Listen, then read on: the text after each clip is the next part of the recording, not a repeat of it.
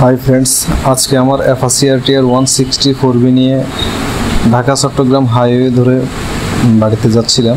আমার বাড়ি নোয়াখালী। হঠাৎ করে চারপাশ অন্ধকার হয়ে গেল আর শুরু হলো বৃষ্টি।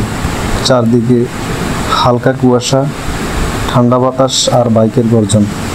মনে হচ্ছিল প্রকৃতি থেমে থেমে যেতে বলেছে আমাকে। এবং একটু ভাবতে, একা বাইকে ঝিরঝিরে বৃষ্টির মধ্যে নিজেকে নতুনভাবে অনুভব করছিলাম। এই রাস্তাটা, এই ভেজা বাতাস, সব কিছু আজ হৃদয়ে গেঁথে যাবে। আর একটা কথা বলি, বৃষ্টির সময় বাইক চালানো খুব সাবধানে করতে হয়।